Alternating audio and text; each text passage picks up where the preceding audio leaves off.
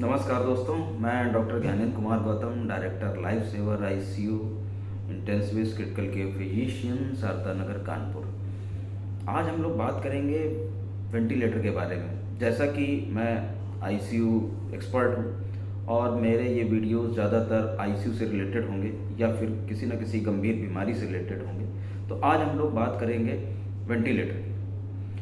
हम लोगों ने प्रायः ये देखा है कि जैसे ही हमको बताया जाता है कि हमारा मरीज वेंटिलेटर पे जाने वाला है तो हम लोग बहुत परेशान हो जाते हैं। उनके घर के अटेंडेंट्स, मरीज के तीमारदार बहुत परेशान हो जाते हैं। और परेशान होने का विषय भी होता है क्योंकि वेंटिलेटर एक ऐसी चीज़ है जो ज़्यादातर लोग उससे कस्टम्ड नहीं है, ज़्यादातर लोग उससे रूबरू नहीं हैं, तो उन्हें डर लगता है। पर मैं ये एक भ्रांति है और इस भ्रांति को मैं इस वीडियो के थ्रू कम करने की कोशिश करूँगा और ये आपको बताने की कोशिश करूँगा कि वेंटिलेटर भी आपका और आपके मरीज का दोस्त भी हो सकता है। जैसा कि हम लोगों ने कोविड में देखा, 2 साल 3 साल तक लगातार पेशेंट निमोनिया में आते रहे कोविड की वजह से, और कुछ मरीजों को निगेटिव इम्पैक्ट हुआ उस कोविड की निमोनिया की वजह से, और बहुत सारे लोग इसी वेंटिलेटर की वजह से, कोविड निमोनिया की वजह से जो ग्रसित थे वो सही हुए। तो वो क्यों सही हो गए, उसमें मुख्यतः रोल वेंटिलेटर का था कि नहीं था, चलिए हम लोग आज इस पर बात करेंगे, बिंदुवार बात करेंगे। सबसे पहली चीज़ तो वेंटिलेटर क्यों लगाया जाता है। बहुत सारी ऐसी बीमारियां हैं जब हमारा लंग ठीक से काम नहीं करता, जैसे कि सीधा इन्फेक्शन हो जाना, जिसे हम लोग आम भाषा में निमोनिया कहते हैं। निमोनिया हो जाना, निमोनाइटिस, फेफड़ों में पानी भर जाना, फेफड़ों में हवा का भर जाना, जिसे निमोथोरैक्स कहते हैं। तो लंग से रिलेटेड सीओपीडी, जो बहुत ज़्यादा सिगरेट पीते हैं, अस्थमा का अटैक पड़ जाना, तो बहुत सारी ऐसी कंडीशन है जो सीधा लंग से जुड़ी हुई हैं, फेफड़ों से जुड़ी हुई हैं। उनकी वजह से पेशेंट को वेंटिलेटर की ज़रूरत पड़ सकती है जब सांस की प्रक्रिया सही ना चल रही हो तो।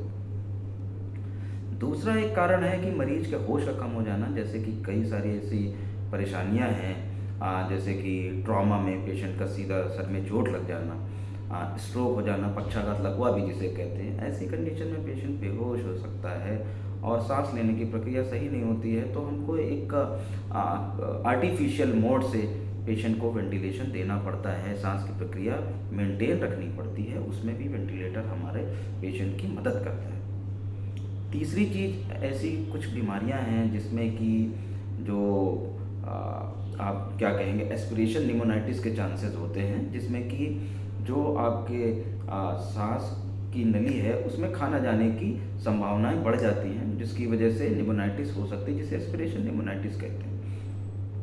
ऐसी कंडीशंस में भी क्या होता है कि हम जब तक वो कंडीशन सही नहीं हो जाती, पेशेंट को हम वेंटिलेटर पे रखते हैं। तो अब परेशान होने का विषय क्यों नहीं है। जैसा कि मैंने पहले बताया कि वेंटिलेटर किसी न किसी बीमारी से लड़ने के लिए कुछ समय के लिए पेशेंट को सपोर्ट करता है। ये हमारे पेशेंट के लंग के लिए एक दोस्त की तरह काम करता है, उसके सांस लेने की प्रक्रिया को कॉम्प्लीमेंट करता है या सपोर्ट करता है।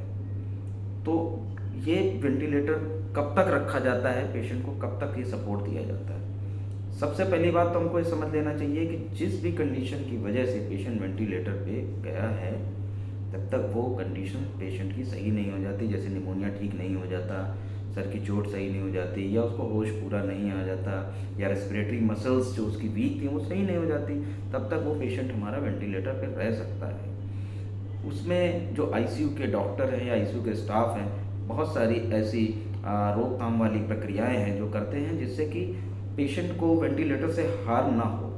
जैसे कि नॉर्मल जो उसकी सेटिंग्स होती हैं और जो और भी प्रक्रिया होती हैं, वो कुछ ऐसी प्रक्रिया करी जाती है जिससे कि पेशेंट को वेंटिलेटर से हार्म होने से बचाया जा सके। तो मैंने ये कोशिश मैं ये कर रहा हूँ कि वेंटिलेटर से जुड़ी हुई जितनी भी भ्रांतियाँ हैं, इस वीडियो के थ्रू आपकी कुछ ना कुछ कम हुई होंगी, और मैं आशा करूँगा कि आप भी जब भी कभी वेंटिलेटर का नाम लें तो अपनी इस भ्रांति को दूर करने की कोशिश करें, किसी एक्सपर्ट से पूछें, या फिर ज़रूरत पड़ने पर लाइफ सेवर आईसीयू में भी कांटेक्ट कर सकते हैं। आपका मरीज को यदि वेंटिलेटर की ज़रूरत पड़ती है या आपको ऐसा लगता है कि पड़ सकती है या आपका पेशेंट पहले से वेंटिलेटर पे है, तो तब भी आप किसी आईसीयू एक्सपर्ट्स या लाइफ सेवर आईसीयू या मुझसे कांटेक्ट कर सकते हैं। और इसी के साथ मैं आशा करता हूँ कि आप लोगों को कुछ ज्ञान वेंटिलेटर के बारे में पता लगा होगा। नमस्कार।